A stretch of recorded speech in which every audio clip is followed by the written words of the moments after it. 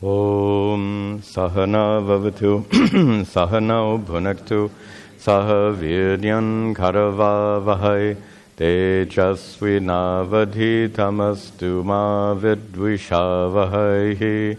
Om Shanti Shanti Shanti Narayanam Namaskritya Naram Chaiva Narottamam Devim Saraswatim Chaiva Tato Jayamudirayet.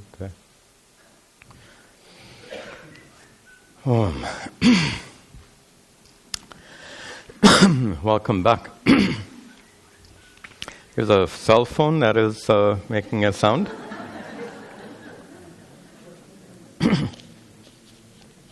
All right.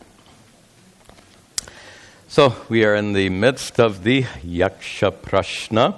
We saw the very elaborate story introducing the heart of it. The heart is the questions and answers where we've just begun seeing, just to set the context. The 12th year of their exile in the forest, they're all desperately thirsty, and Yudhishthira sends each of his 4 brothers to go and get some water. Each of his 4 brothers arrive at the same pond and are warned by a Yaksha, a water spirit, don't drink the water without answering the questions. They all drink the water, and the Yaksha kills each and every one of his 4 brothers. And kills them, they're dead. They're absolutely dead, the younger brothers of Yudhishthira. So finally Yudhishthira himself goes to find out what happened to his brothers. He goes to the pond. He sees his brothers laying there dead. Imagine imagine finding 4 beloved brothers lying on the ground dead. He is beside himself with grief. He is also desperately thirsty. Apparently they've been without water for a long time.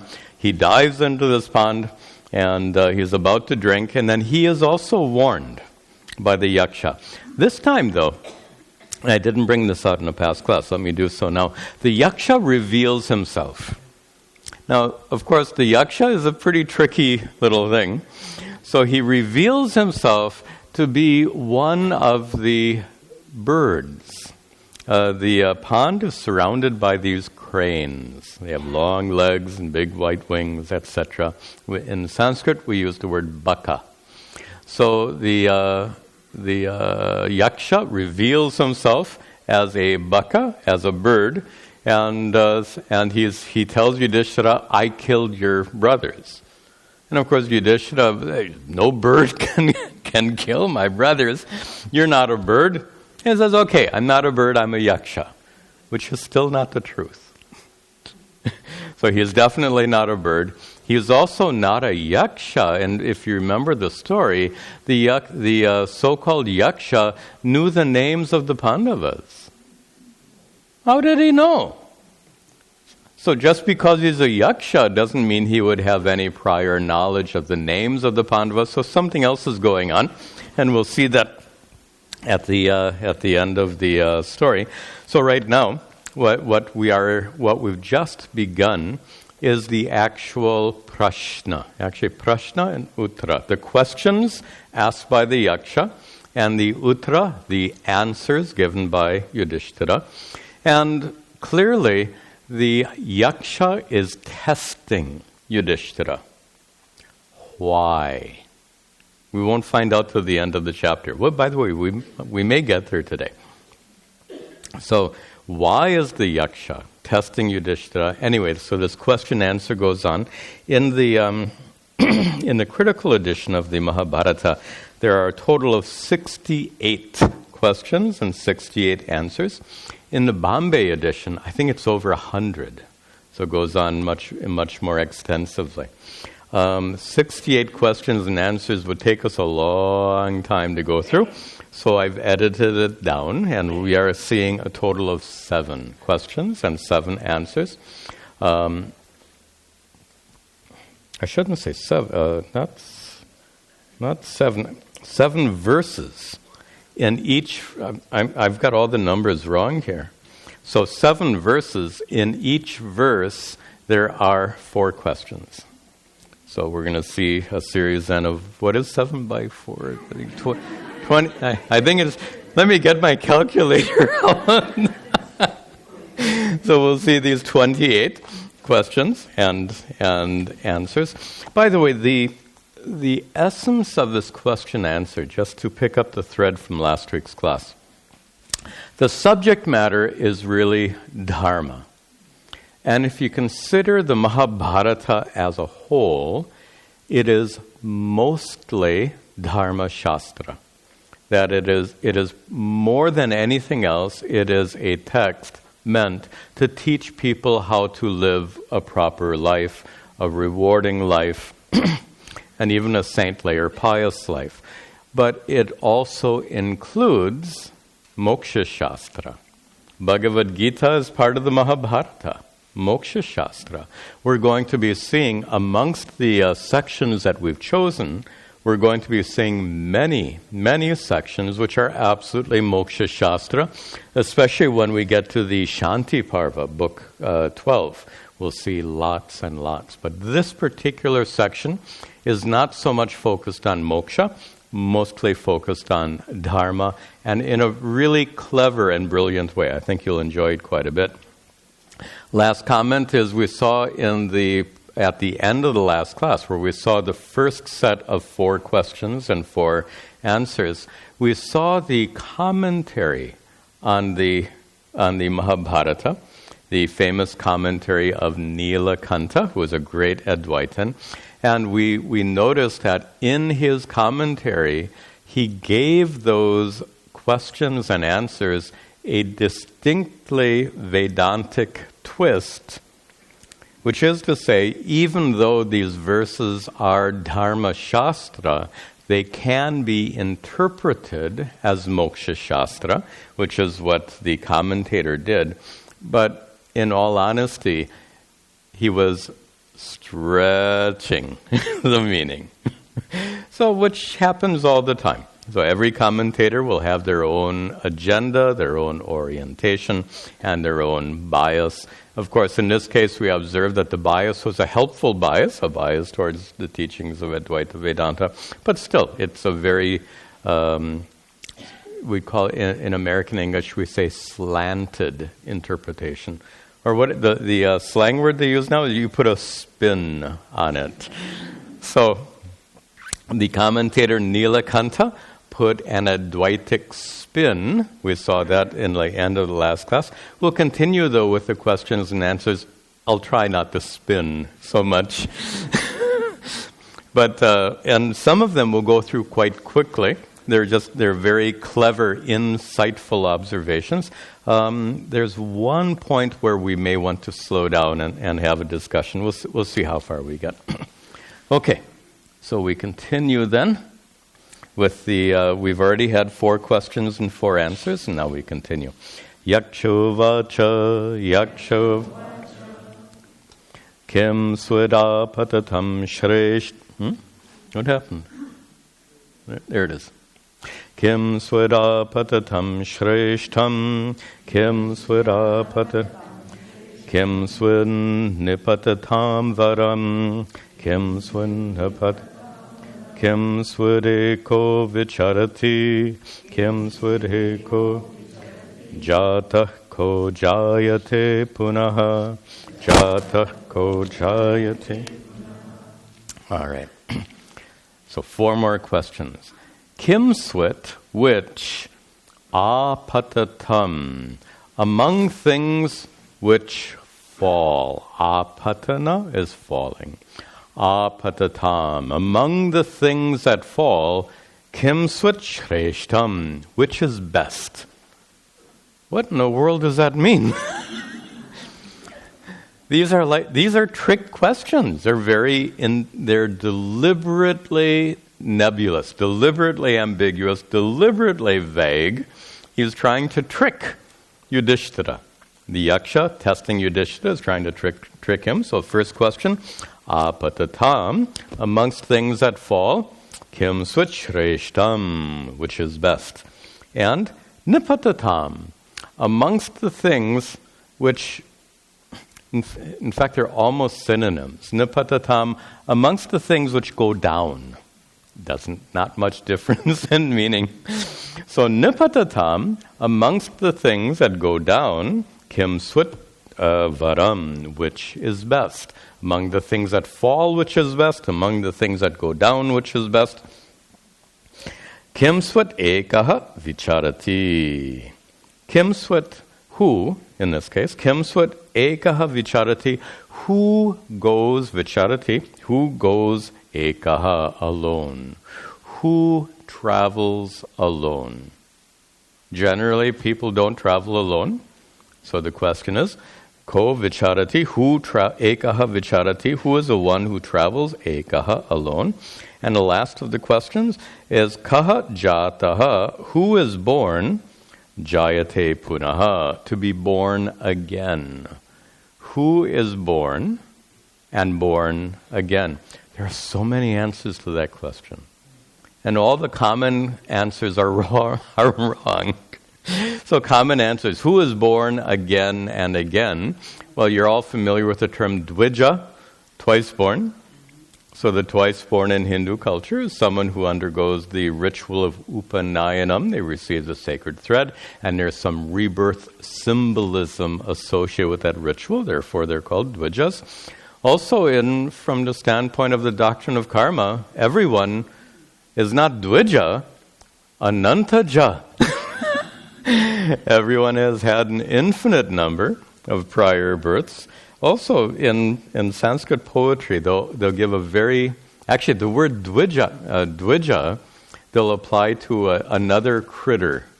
Not a brahmana, kshatriya, or vaishya, which is the usual definition of dvija.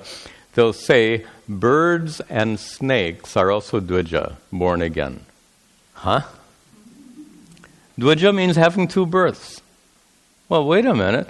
First comes the egg, then comes the bird or snake.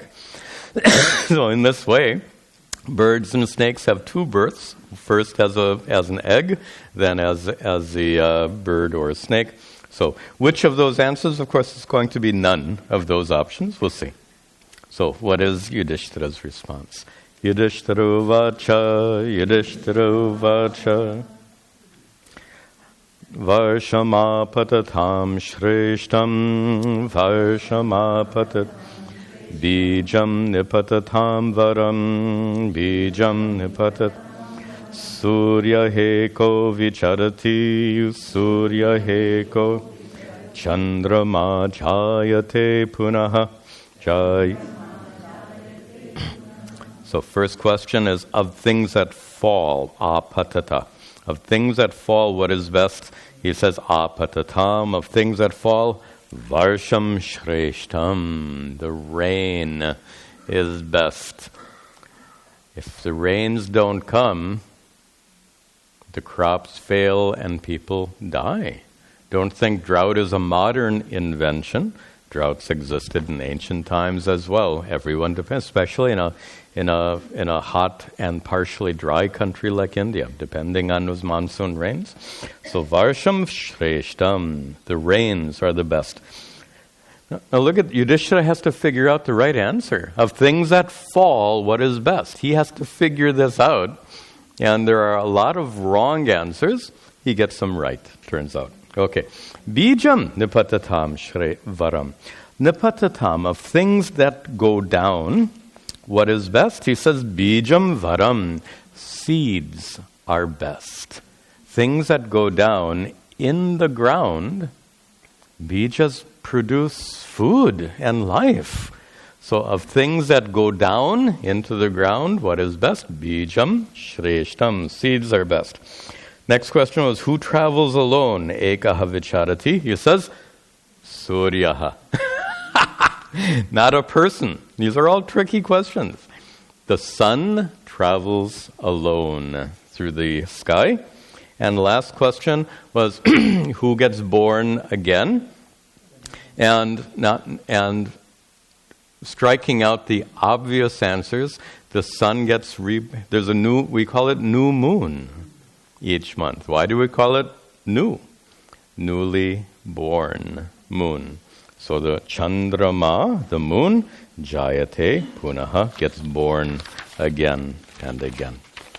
Okay, next 4 questions. Yakshu vacha, yakshu, kim swat gurutaram bhumehe, kim swat gurutaram, kim swat ucharatam chakat, kim swat uchataram chakat, uchataram, kim swat chigrataram vayoho, kim swat chigrataram, kim swat bahutaram nranam, kim swat bahutaram. First question, kim swat, which is gurutaram, more heavy, bhumehe, than the earth. And the word guru is a tricky word. Now here's guru as an adjective, not as a noun. So it's used in both senses. Guru as a noun, you know. Guru as an adjective has several meanings. The primary meaning is heavy, and by extension, important. So the literal meaning of guru as an adjective is heavy, but then it suggests that which is important. So what is gurutaram bhumehe? Heavier than the earth, also more important than the earth. Both meanings are there. He has to figure out which meaning. Is gurutaram, which is heavier than the earth, or gurutaram is what is more important? He has to figure this out. Kimswat uchataram chakat. What is ucha, high? Uchataram, highest. Higher, I should say. What is higher than kat? Ka is space. What is higher than space? What is heavier than the earth? What is higher than space? What bizarre questions. Can you imagine when you were a student, if you had an exam? These questions would drive you nuts. So what is heavier than the earth? What is higher than space? Kimswat shigrataram vayoho. What is, and the breaking the words, it's shigra. Shigra means fast. Shigrataram, faster. What is faster? Vayoho, than the wind. What is faster than the wind? In ancient times, wind was pretty much as fast as things could get, right? So birds, in ancient times, what was fast? A bird is fairly fast. Some animals, leopards would be fast. Horses would be fast.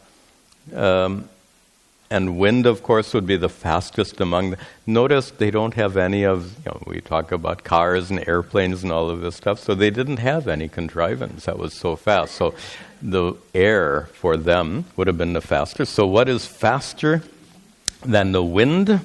And finally, kimsut bahutaram nranam. Bahutaram, what is more numerous? Bahu, many. Bahutaram, what is more numerous? Nranam, than people. What is more numerous than people? Again, these are trick questions for Yudhishthira.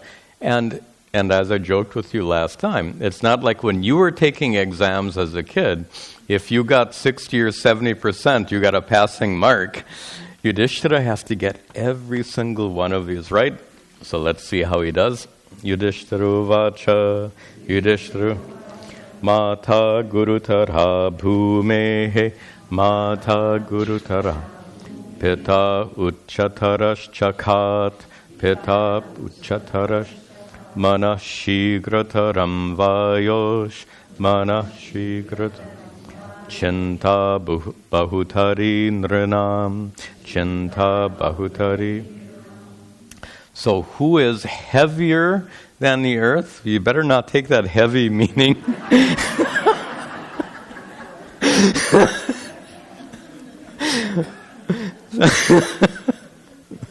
So I think Mother will get really upset with you. So we better take the more important meaning? I think so. So who is more important than the earth? is Mata, mother.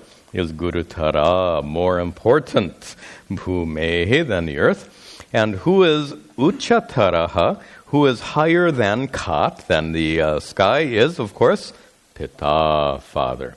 So it's teaching Dharma, the value for mother and father. And what is Shigrataram, faster, Vayoho, than the wind, is Manas. How true that is. And a great example is when you're meditating. Amazing. So you're sitting there meditating nicely, and then a moment later, your mind is 8,000 miles away someplace in India. Just like that. Nothing is faster than your mind. Finally, Bahutari Nranam. What is more numerous than people? He's got it right. Chintaha, worries. Worries are more numerous than people. Just very nice observations about human nature. Then, next set of 4 questions. Yakshuvacha, Yaksha.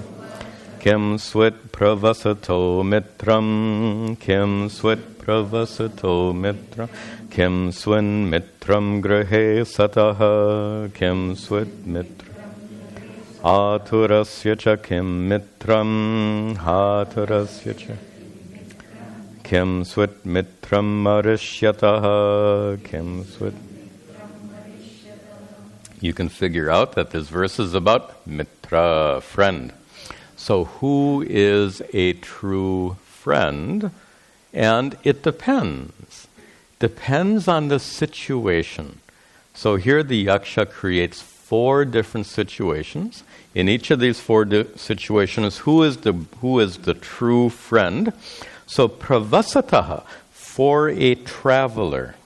For a traveler, kim swat mitram. Who is the best friend for a traveler? And then grahe sataha, for someone who is at home, kim swat mitram, who is a friend. First, who is a friend for the traveler. Second, who is a friend for the one at home. Then aturasya, kim mitram, for one who is afflicted, especially one who is suffering a disease or illness. For someone who is ill, who is a mitram. And the last question, kim swat mitram marishyataha, for someone who is dying, who is a friend. Very intense questions. And of course, Yudhishthira has to get every one of them correct. Yudhishthira vacha, Yudhishthira, sartha pravasato mitram, sartha pravasato, bharya mitram grahe sataha, bharya mitram. Aturasya bishang mitram, aturasya danam mitram marishyataha, danam mitram. Pravasataha, for the traveler. Who is the mitram? Sartaha means a fellow traveler. For a traveler, the friend is the one traveling with you. And this is both true at a very common sense, at a more profound sense. At the common sense, I have to share with you one of my most delightful memories of my early travels in India. So first time I went to India was 1986. And I traveled on trains a lot in those days. And one thing I learned very quickly is when you're traveling on a train, whoever is sitting next to you becomes your dearest friend. By the time you have reached your destination, that person knows everything about you. You know everything about that person. You may never see each other again for the rest of your lives, but you are dear friends for the duration of that. That's such a fond memory. That happened. You all know it much better than I. But in a much more profound sense, if we consider the entire span of our lives to be a journey, and here we are today in the midst of our journeys, and we are all traveling together. And what's so significant about it, what a privilege it is for each and every one of us to have such a group of fellow travelers. And the important role of the fellow traveler is to give you support and encouragement along that route. I remember being on the train for in those days you go from Delhi to Madras. It's almost 2 days. Maybe better nowadays, but in 1986, it was at least a day and a half to go from Delhi to. So that's a long journey, and journeys can be really tedious. So that friend on the train is someone who really gives you encouragement and support and keeps your spirits up. In the same way, we have this kind of company. We are all fellow travelers, and we all give each other the support and encouragement in the midst of our journeys of life. Then, Sataha grahe, for one who is at home. Sataha grahe, for one who is at home, who is the true friend? Mitram? Bharya, you bet. The wife. Wife is absolutely... Which means, if you're not getting along with your wife, the implication is you're not at home. Right? You're not at home. It says your best friend your friend at home is your wife. Well, if your wife is not your friend, then you're not at home. Home is a place where you're with your best friend. That's the whole idea. Home, the idea of marriage from a dharmic standpoint is to give you that stable base upon which you build your entire life. So home and spouse is that stable base. Your entire life is built upon that stable base. And if you don't have a stable base, what will happen to the structure of your life? Will come crashing down. This is the teaching. Then, aturasya, for one who is ill, who is the mitram? Obviously, Vishaka. Vishaka is physician, doctor. Of course, in those days, pardon me for making a sarcastic comment, I'm not sure we would want the kind of medical treatment they would administer in those days. I don't know what they would have administered, but they certainly didn't have modern medical technology, so the treatment would have been basic at best, but at least that treatment was something to help you. So aturasya, for one who is ill, the bhishak, the physician, the doctor is your mitram. And finally, marishyataha, for one who is near death, who is the mitram. And here he says kind of broadly, Yudhishthira says, the mitram is dhanam. Dhanam here, charity in the broadest sense. Charity in the sense of taking care of the person, whatever needs to be done, whatever are the person's needs, the needs and comfort of the dying person must be attended to. And Yudhishthira says that whoever can provide that succor and care at the end of one's life, that person is the mitram. Then, next set of 4 questions. Yakshu vacha, yakshu dhanyanam huttamam kim swata dhanyanam huttamam dhananam kim swaduttamam dhananam kim swad labhanam huttamam kim swata labhanam kim sukhanam tatottamam kim sukhanam dhanyanam. Dhanya, blessing. Dhanyanam, of all the blessings you have. Blessings would mean gifts of Ishvara. Whatever blessings of the Lord, whatever gifts of Ishvara you have been blessed with, uttamam kimsvat, which is best? Of all the blessings you've received from God, which is best? Dhananam, of all the kinds of wealth you have acquired, kim swat uttamam, what is the most important form of wealth, the highest form of wealth? Labhanam, of all the things you have acquired in life, of all your acquisitions, uttamam kim swat, which is the best acquisition in life. And finally, sukhanam, of all the forms of happiness in life, of all the expressions of happiness in life, kim tata uttamam, which of those are the best, the highest? And Yudhishthira has to correctly answer all four of these questions.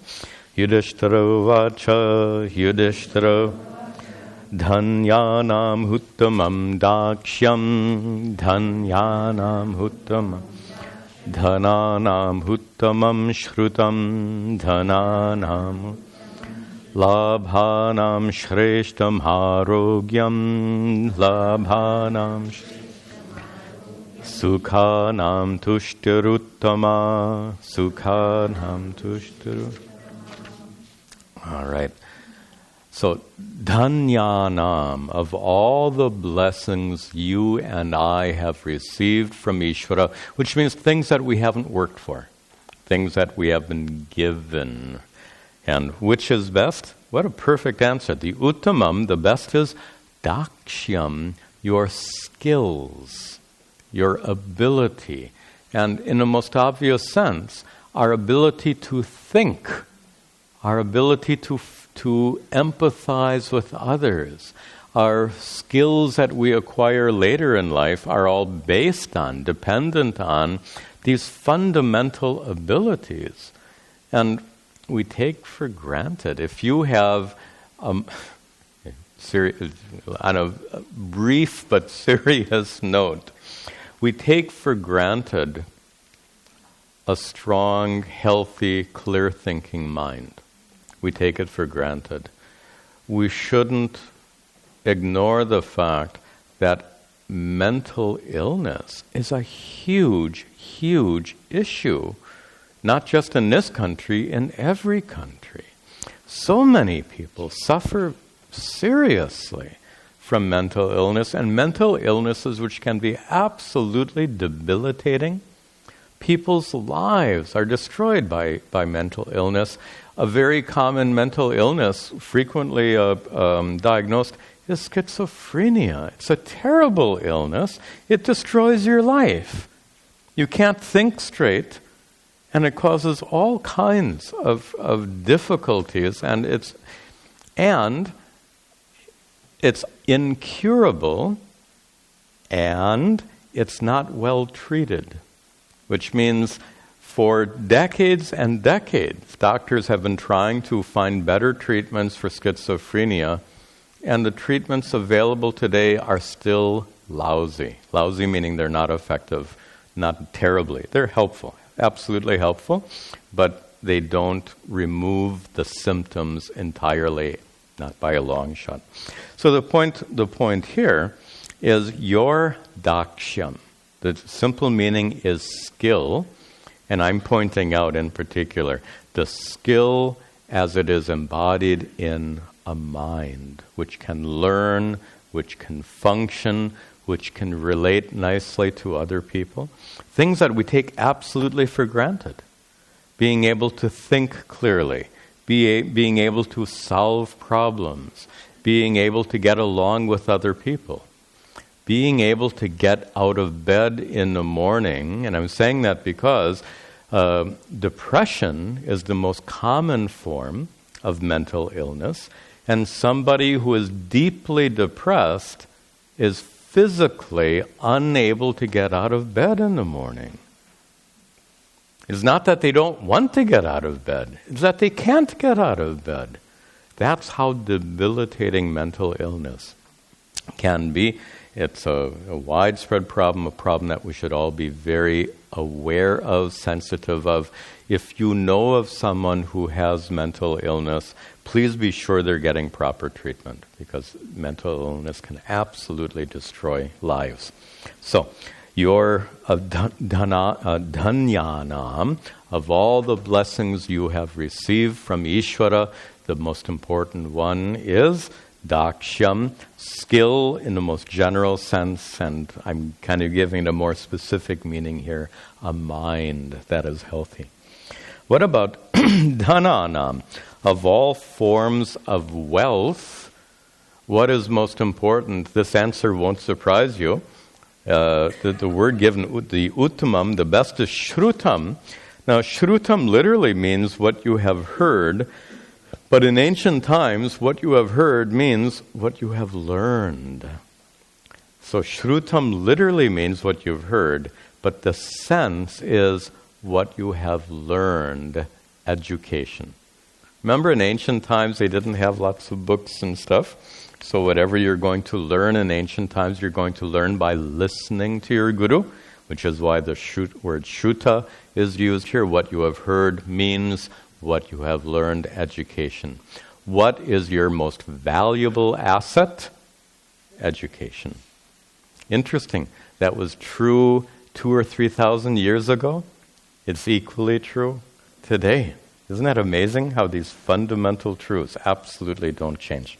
Then, labhanam, of all the things you have acquired, how much stuff have you acquired in your homes, etc.? So labhanam, of all of your acquisitions, which is shreshtam, best, arogyam, health.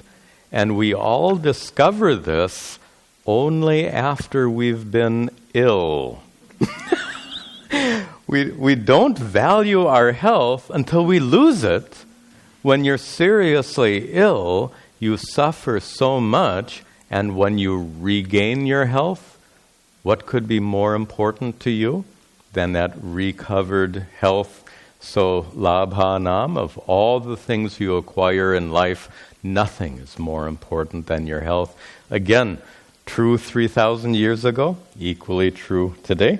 Finally, sukhanam, of all kinds of happiness. What is the uttama? The best kind of happiness is tushtihi. This is not only common wisdom, it's also very Vedantic. And it points, tushti means contentment, simple contentment. And it points to the fact that the pursuit, does that come in our pursuit of happiness? I think comes in our constitution of this country. Life, liberty, and the pursuit of happiness, this phrase comes. And we get in our minds that the pursuit of happiness means do more, buy more, get more, etc., etc., etc. That's our conventional idea of the pursuit of happiness. And the best example, you drive up and down these roads here, and you just see store after store after store, and then after a while you don't find a store, you find a giant mall. And these malls are just incredibly huge. What does that say about our culture? We seem, I'm not telling you anything you already don't know. You know this very well.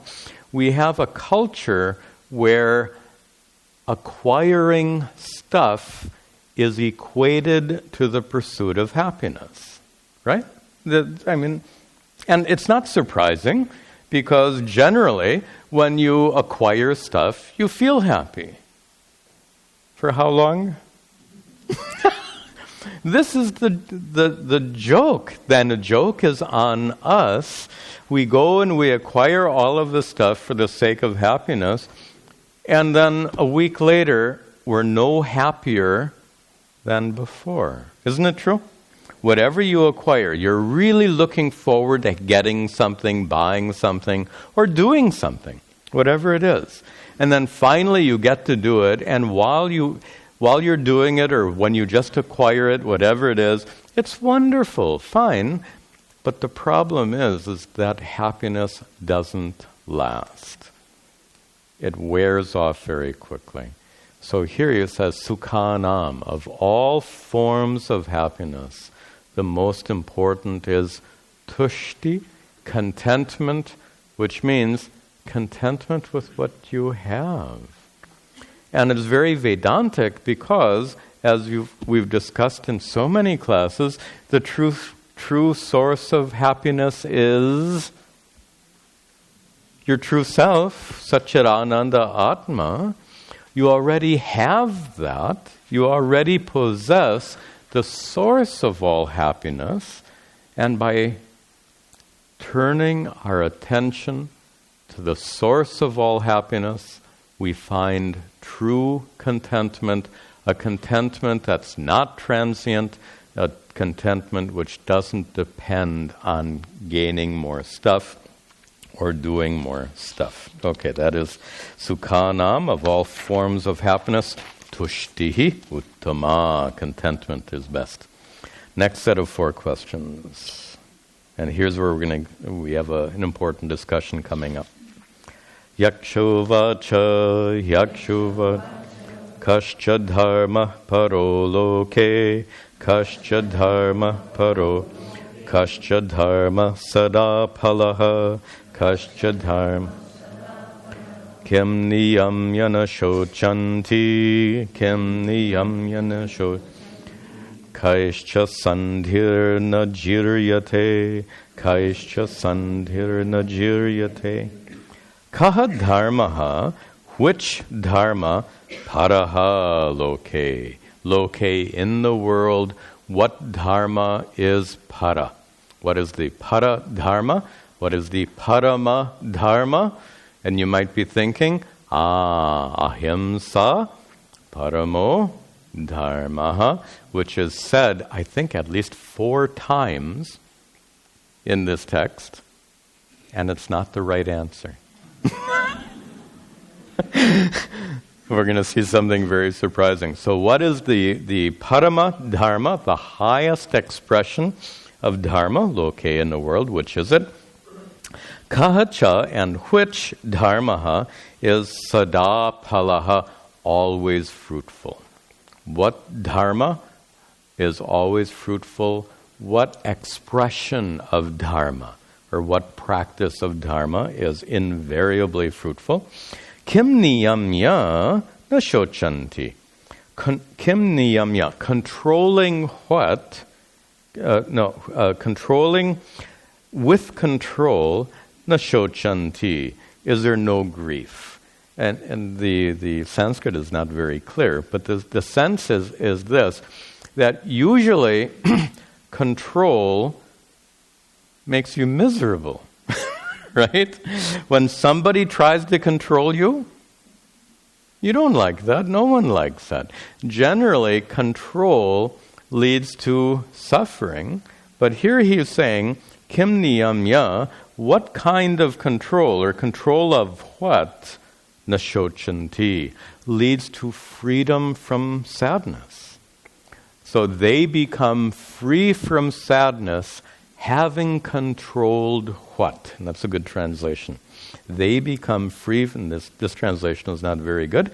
They become free from sadness, having controlled what? And we'll see Yudhishthira's answer. Finally, kaihi cha sandhihi najiryate. Sandhi means connection. Kaihi, with whom? Kaihi sandhihi. A connection with whom? Najiryate, or whom or what? Najiryate does never decay or decline. Here's the point. Kaihi sandhihi. Whatever things you're joined with. So if they're material things that you're joined with, whatever you acquire can go away. So that's what he's saying. And jiryate, it decays, it declines. And that's true not only of things you are materially connected to. Sandhi means connection. So material things that you are connected to, they go away. Similarly, many people we're connected to, also go away. Those bonds between people, those bonds among people also weaken in time. So the Yaksha asks, as his fourth question in this verse, he says, Kaihi Sandihi, connections with what kind of people, Najiryate, never wanes, never decays. And we'll see Yudhishthira's answers. Yudhishthira vacha, Yudhishthira anrishamsyam paro dharmas, anrishamsyam paro traidharmas sada palaha, traidharmas sada manoyam yana shochanti, manoyam yana sadbhih sandir najiryate, sadbhih sandir. I'm looking forward to this one for some time, this first one. Because the question was, Kaha dharmaha paramaha? What is the parama dharma? And we are so accustomed. It's a very important teaching. It's a brilliant teaching. But this teaching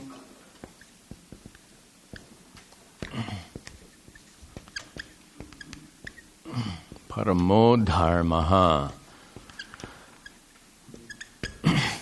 extremely important teaching, that the paramaha dharmaha, here the term is para, here parama, they mean the same thing, the highest. The highest expression of dharma here is ahimsa. You've heard this many times, and it's absolutely true. The underlying principle upon which the entire ethical system of Hinduism is based is ahimsa.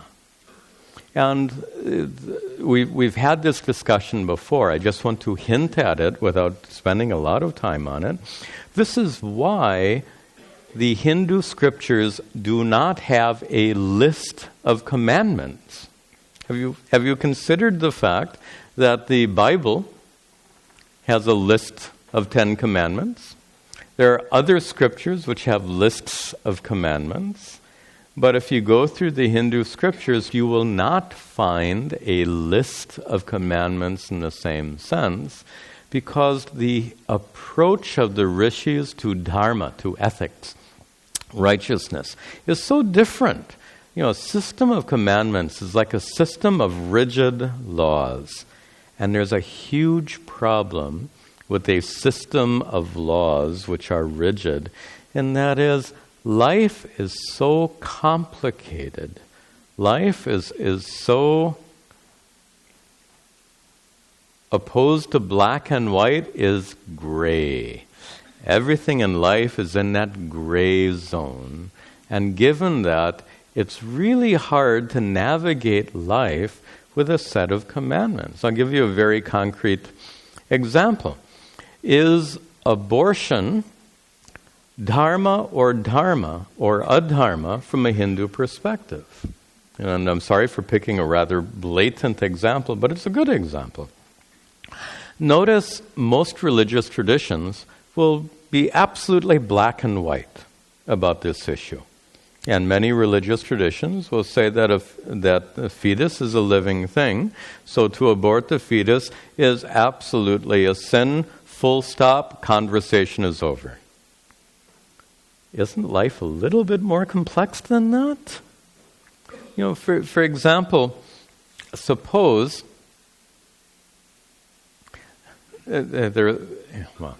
I don't want to go into to some of the unpleasant detail. Suppose it's a pregnancy that's the result of rape. To make that woman bear that child doesn't make sense to most people. At least it doesn't make sense to me at all. So a pregnancy that's the result of something like that is unthinkable to call that abortion a sin. Or how about this example? Suppose mother has an illness, like cancer, that requires the administering of drugs or treatments that would kill the fetus. So should that woman be told, this life-saving treatment could kill your unborn child, therefore you are prohibited from taking this treatment because it can kill your child. The point I'm making is that if ethics is expressed in a list of rules or commandments like thou shalt not kill, those few rules and rigid rules are utterly incapable of giving us proper guidance to deal with all the really complex situations in life. Maybe for ordinary situations, fine. But there are so many extraordinary, really complex, complicated situations in life. In that gray zone, as I said, we need a better source of guidance for dealing with all that complexity. That source of guidance is right here. And the key to understanding this, I'm going to spend a little time on this because it's so important, and we're going to see something really amazing when we come back to the verse. But before we do, let's just see this. This is the most important that ever existed. Most of you know in Sanskrit that will negate the meaning of a word. Himsa means harm. But here, the word does not exactly negate. Turns out that in Sanskrit, that doesn't only mean negating. If I remember right, I think there are actually 6 different meanings for in Sanskrit.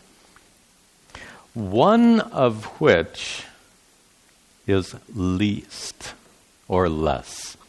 A good example, if I ask, can you lend me $100? And you say, Swamiji, I'd like to lend you $100, but I don't have any money right now. Okay. When you say, I don't have any money right now, does that mean your bank accounts are all at zero? It doesn't mean your bank accounts are at zero. It means you don't have enough money to lend me $100 right now. So when you say, I have no money, that no is like this, So it doesn't mean zero, it means least.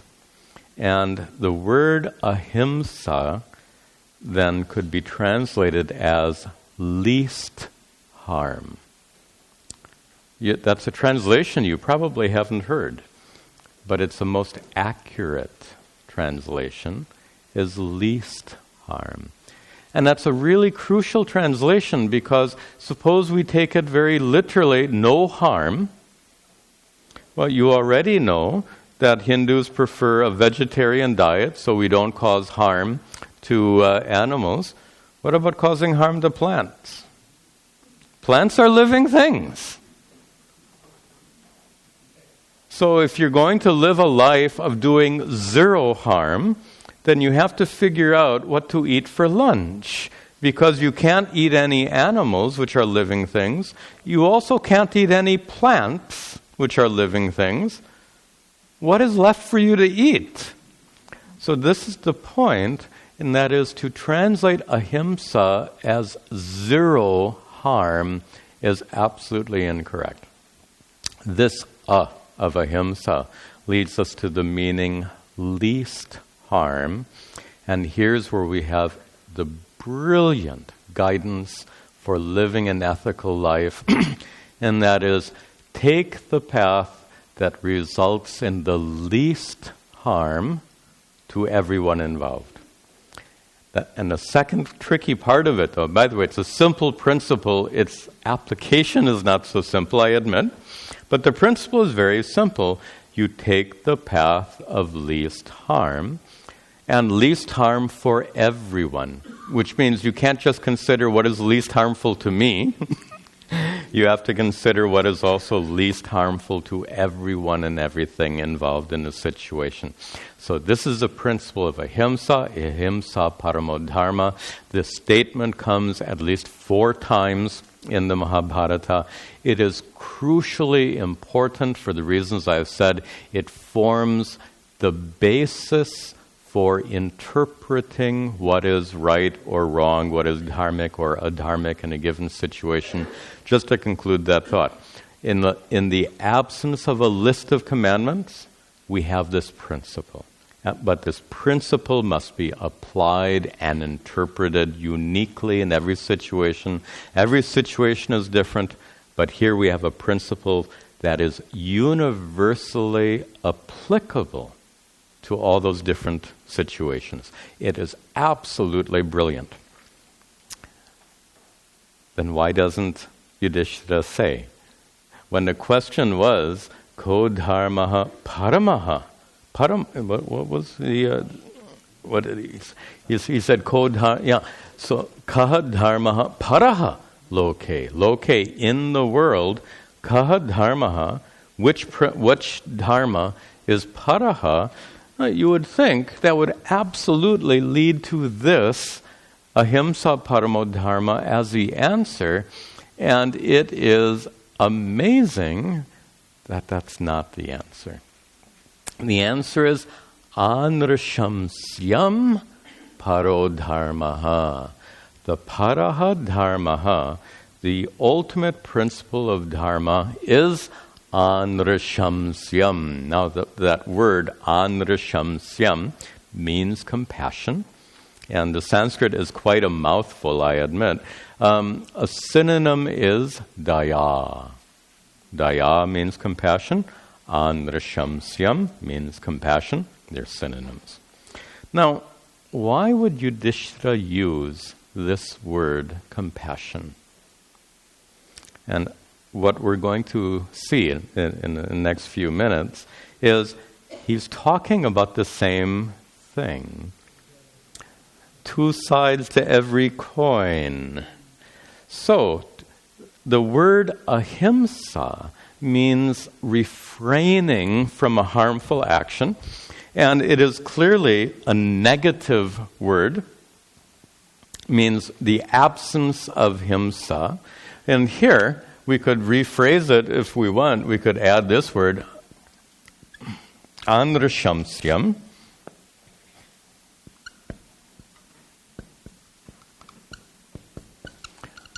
So we could rephrase it, anrashamsyam paramo dharmaha. Compassion is the highest virtue, if I can translate it like that. Here, least harm is the highest virtue. Here, compassion is the highest virtue, leading us to say, well, which is it? Make up your mind. This statement also, anrashamsyam paramo dharmaha, also comes several times in the Mahabharata. I haven't counted. I counted ahimsa 4 times. I haven't counted this. I'll do that one day and find out. By the way, you can find online digitized versions of the entire Mahabharata, so you can actually type in a search. You can actually search, and you search all 85,000 verses. Just click, click, click, and you can actually find out how many times a particular expression comes. It's a nice thing to do. I enjoy doing that. So what is going on here?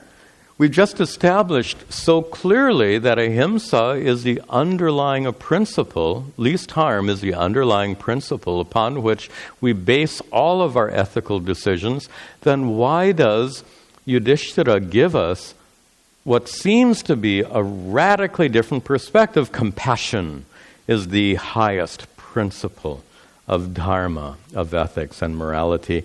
And most of you have figured out they are one and the same thing. Ahimsa is a negative expression. It means what you have to refrain from. But tell me, if ahimsa, let me just illustrate that. So suppose someone is lying on the street, having been hit by a car, and I'm walking down the road, and my decision is I want to follow ahimsa paramo dharmaha. So what should I do? If he's already been run over, I shouldn't get in a car and run him over a second time. I'm being absolutely silly. To make a point, tell me, doesn't this also enjoin me somehow? Least harm, if I fail to give that person treatment, doesn't that cause him harm? My failure to render treatment causes harm, but a negative statement like this doesn't seem to enjoin you to do something. This is a problem with language. This is a negative statement which tends to tell you what not to do, as opposed to a positive statement, anrashamsyam paramodharmaha, which seems to enjoin you to do something.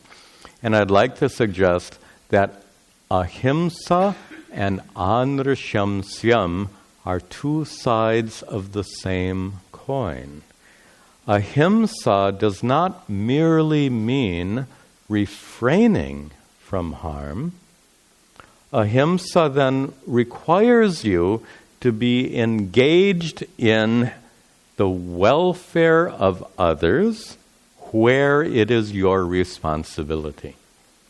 So in a situation where you have responsibility, the term ahimsa paramodharma means you have to help. Notice I said where you have responsibility, which means if I'm the passerby and a fellow is lying there in the road, I am responsible. If I'm the person present, I am responsible. If it's a person, if I'm 100 miles away, how can I be possible? But if I'm standing there, it is my responsibility. Notice Yudhishthira's expression is to put emphasis on the positive side of this. What you should do, anrashamsyam, compassion, kindness, care. And it is the flip side of ahimsa, which means the two words are inseparably connected. Instead of merely saying ahimsa paramodharma, we also have this equivalent expression, anrashamsyam paramodharma. Compassion and kindness is the ultimate value. And allow me to just share a reflection. Well, I think we'll come back to this verse in the next class and finish the verse in the next class, but allow me to make a final comment here. There is something in our culture meaning American culture, something in American culture which seems to devalue anrashamsyam, compassion, and mercy, and care, and kindness. There's something in our culture which seems to emphasize boldness and aggression and being independent and self-focused. After all, that's how you become successful in life, right? You don't become and follow the argument. You don't become successful in life by being kind and compassionate. You become successful in life by being bold and assertive. That's not the whole of it, but that is a truth of our culture. And that is, by being kind and compassionate, you don't become a billionaire.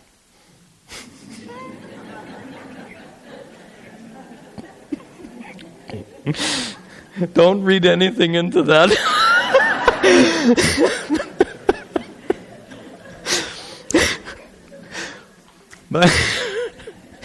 but by being bold and assertive. Okay, you get the message. So in our culture has this tremendous value for being successful. And this is not a value judgment. I'm just making an observation. American culture, not just American culture, but in particular, American culture has a tremendous value for success and those who are successful. And those who are successful become so not because of their kindness and compassion. They become successful because of their boldness and assertiveness. It's hard to refute any of that. But, and this is the Vedantic perspective, this is the dharmic perspective. Here's the thing. You can be successful in life. Is that kind of success, worldly success, is that the ultimate goal of life? If we admit that by being bold and assertive, you become more successful, but is that worldly success the ultimate goal of life? You can easily imagine being highly successful and being totally miserable. In fact, people who are bold and assertive are probably more miserable than people who are kind and compassionate. If our goal in life, to use the word of our text, is tushti, contentment, shanti, peace, prema, love. If our goal in life is contentment, peace, and love, what we will find is people who embrace these qualities of kindness and compassion are perhaps more likely to find that peace and happiness in life. And people who are bold and assertive, no doubt they become more successful in a worldly sense, but do they necessarily find that contentment and peace? From our dharmic perspective, it seems unlikely. So what I wanted to share with you is this observation. We'll finish this verse in the next class, but the observation is this. In a culture that has such a tremendous value for success, and therefore of tremendous value for the assertiveness and boldness that underlies that success, in a culture like that, to balance that culture, to make that culture healthy, we need more of this value. Andrashamsyam, kindness, care, and concern. If our culture is only an expression of that boldness and assertiveness, we lose out on this value for kindness and compassion. Even though this kindness and compassion may not make you a billionaire, it can make you a happy, content, loving person. And that's what we consider the ultimate goal. Okay, enough said. We'll return to this verse in our next class. Some announcements. Tomorrow, Sunday, we have our teen class at 11 o'clock. Also at 11 o'clock is our Gita at Work study group. You're welcome to come. At 5 p.m. is our mindful movement and meditation session. And at 6:15, I'll take a question and answer session, satsang. Let me just mention this briefly. I think I mentioned in one celebration. An initiative or project newly taken up by Arsha Bodha Center is a something called Dayananda Anugraha Fund. In fact, this ties very nicely with kindness and compassion. Anugraha means blessing. So Dayananda Anugraha is the blessings of Puja Swamiji, who's no more, as you know. And the reason for this fund is when he was alive, he gave a lot of financial support to his disciples. You know, many of his disciples had some financial needs which weren't met in any other way, and he would give them financial support. So now, in his physical absence, those needs continue among his disciples, both the direct disciples and the indirect disciples, the disciples of the disciples. So what our ashram has done is to create this Dayananda Anugraha Fund, which has just now been announced, and it will invite the direct and indirect disciples of Puja Swamiji, those who have financial need. They can apply for a grant. And like any grant-giving organization, there are some you have to meet some qualifications, and there's an application and all of that.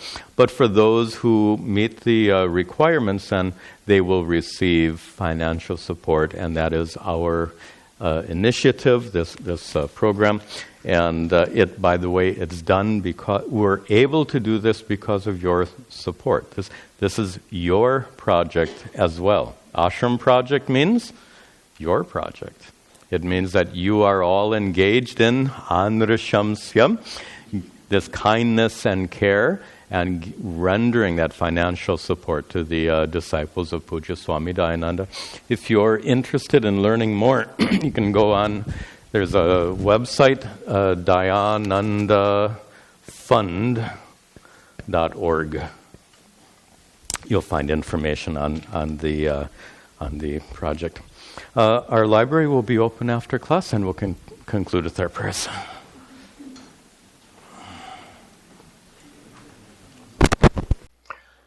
Om Sarve Bhavantu Sukhinaha Sarve Santu Niramayaha Sarve Bhadrani Pashyantu Ma Kaschid Dukkha Bhag Bhavet Asato Ma Satgamaya Tamaso Ma Jyotirgamaya Mrityorma Amritangamaya. Om Shanti Shanti Shanti. Om Tat Sat.